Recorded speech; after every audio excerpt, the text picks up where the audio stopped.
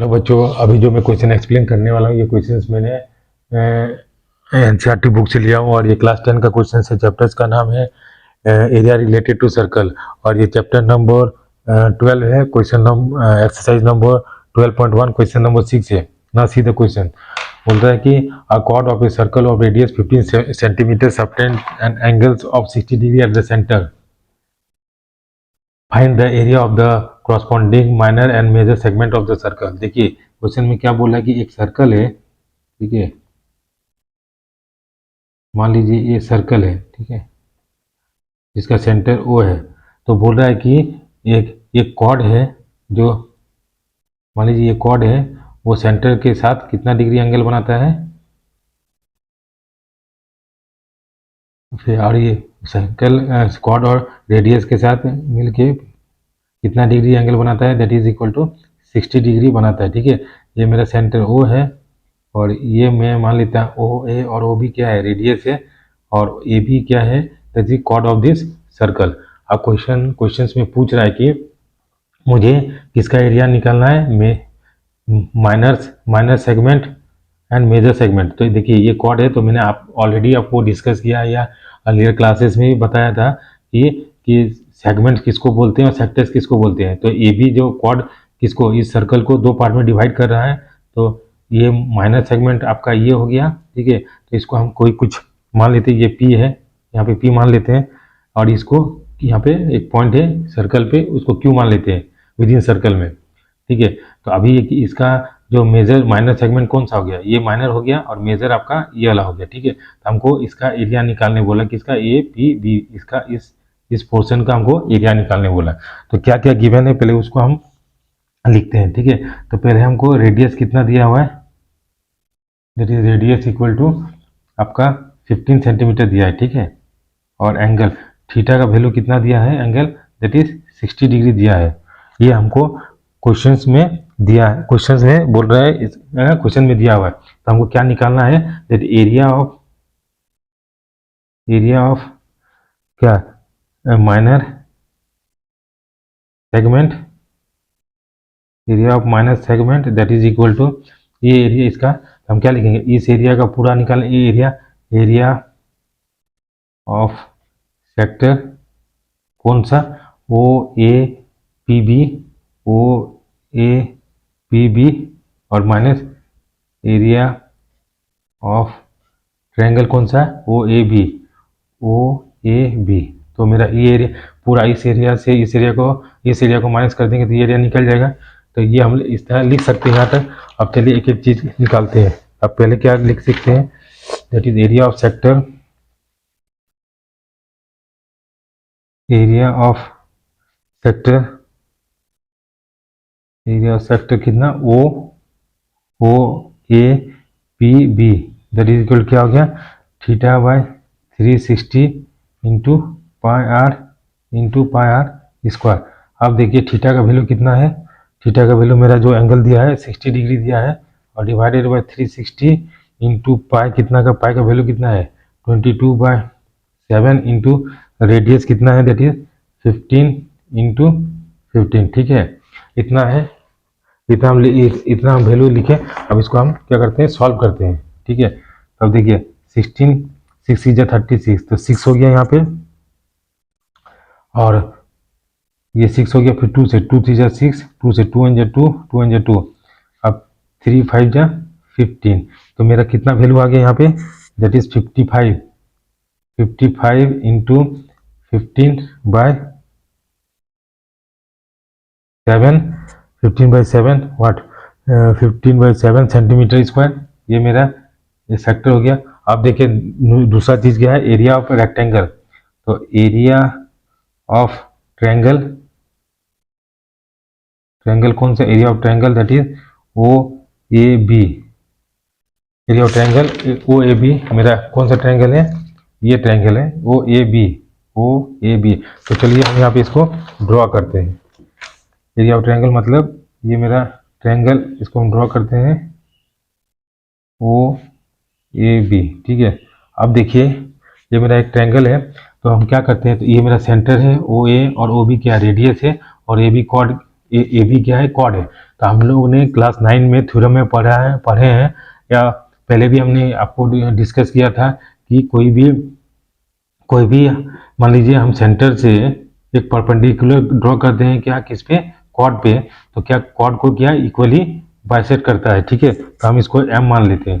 तो जो O M is perpendicular on A B which divides which bisects the chords, तो मतलब ये और ये क्या हो गया, इक्वल हो जाएगा, ठीक है। अब जब ये दोनों इक्वल हो जाएगा तो ये और ये एंगल भी इक्वल होगा, क्यों, बाय आर एच एस, क्या बोलता है, राइट हाइपोटेन्यूज थ्योरम्स के हिसाब से, राइट हाइपोटेन्यूज थ्योरम्स के हिसाब से। देखिए पहले ये दोनों को हम कॉन्ग्रुएंट प्रूव करेंगे और सीपीसीटी से ये दिस एंगल्स इक्वल हो जाएगा, ठीक है, सीपीसीटी से this angle equal to this angle, जो हम लोग ऑलरेडी क्लास 9 के थ्योरम में हम लोग पढ़े हैं। तो अब क्या पे अब देखते हैं इन ट्रायंगल सॉरी, ये हो गया इतना। तो अब देखिए एंगल ए ओ बी का वैल्यू कितना दिया हुआ है, एंगल ए ओ बी का आपका दिया है 60 डिग्री दिया है, यस या no, angle A O B 60 degree है। तो हम एंगल ए बी से, तो हम क्या लिख सकते हैं, that is angle A O M is equal to angle B O M is equal to half angle A O B लिख सकते हैं, क्यों, दोनों इक्वल, एंगल इक्वल है, तो हम इस तरह से लिख सकते हैं। अब देखिए इज इक्वल टू मतलब क्या हो गया, half into angle A O B कितना है, दैट इज 60 डिग्री, तो ये कितना हो गया 30 डिग्री। तो एंगल मेरा A O M is equal to angle B O M is equal to कितना हो गया मेरा 30 डिग्री हो गया, ठीक है, 30 डिग्री हो गया। तो ये मेरा एंगल कितना हो गया, ये 30 हो गया, ये 30 डिग्री मेरा हो गया। अब करते हैं इन ट्रायंगल कौन सा लेते हैं, ए ओ एम लेते हैं, या in triangle A M O लेते हैं, ए एम ओ लेते हैं। अब देखिए ये मेरा 90 डिग्री हो गया, 30 डिग्री है, तो अभी क्या हो गया, ये 90 डिग्री है, तो ये मेरा क्या हो गया, परपेंडिकुलर हो गया। ये हाइपोटेन्यूज का वैल्यू हमको दिया हुआ है, कितना दिया हुआ है, मेरा हाइपोटेन्यूज का वैल्यू है दैट इज 15 दिया है, तो ये भी 15 दिया है। तो हमको ट्रिग्नोमेट्रिक रेशियो में कौन सा रेशियो लेना है जिसमें परपेंडिकुलर और हाइपोटेन्यूज आएगा, दैट इज साइन। तो इन ट्रायंगल ये हो sine what, sine 30 degree is equal to how much, is equal to A M by 15 लिख सकते हैं ना, ए एम बाई 15। तो साइन 30 का वैल्यू कितना आता था, half equal to A M by 15, तो that implies A M equal to कितना हो गया मेरा 30, sorry A M equal to 15 by 2 centimetre हो गया। सिमिलरली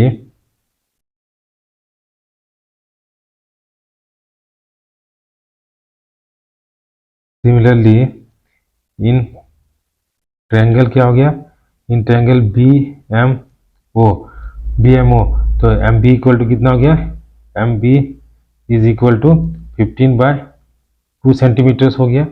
तो ये 15 बाय, देखिए ये एम 15 बाय 2 हो गया और एम बी 15 बाय 2 हो, तो ए बी का लेंथ क्या हो गया, ए बी इक्वल टू हम लिख सकते हैं, A B equal to A M plus M B लिख सकते हैं, दैट इज इक्वल कितना हो गया 15 बाय 2 और plus 15 by 2, that is equal कितना हो गया 15 centimetre.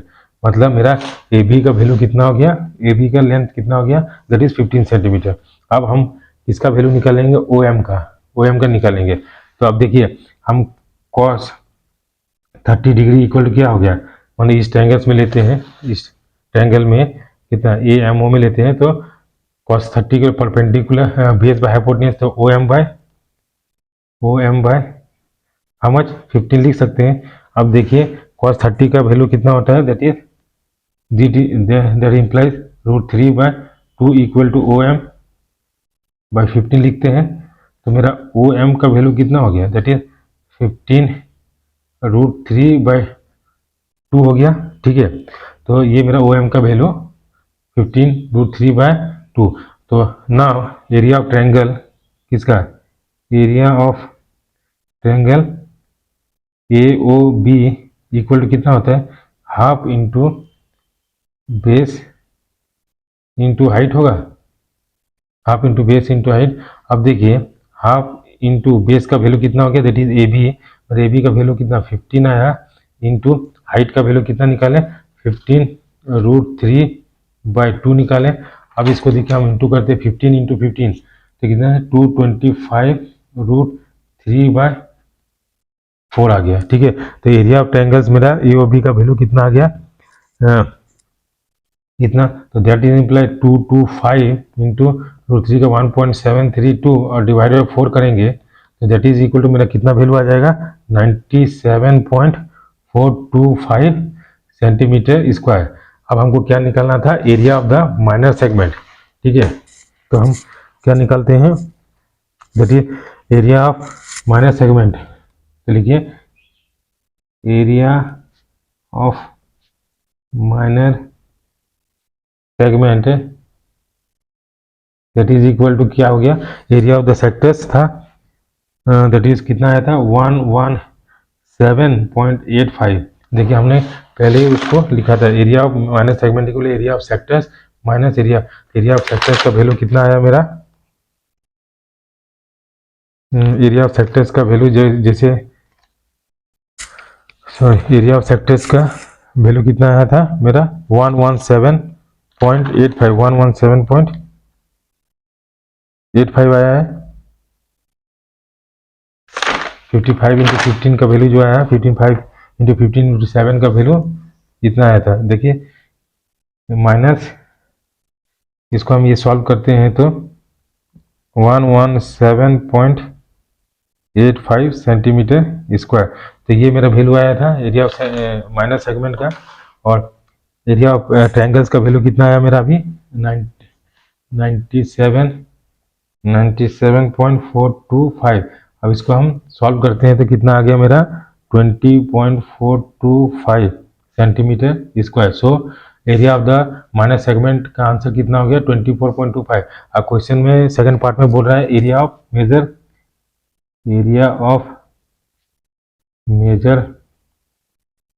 Segment that is how much, that is pi r इसका total circle minus area of minus segment that is 20.425 लिख सकते हैं ना। तो एरिया ऑफ कितना 3.14 इंटू 15 का स्क्वायर और माइनस 20.425 लिख सकते हैं, यस या नो। अब देखिए इसको इंटू करते तो कितना हो गया 706.5 और minus 24.425 that is equal to how much, that is equal to 686.07 centimeter square. So this is the second part of the answer. Thank you for watching this video and have a nice day.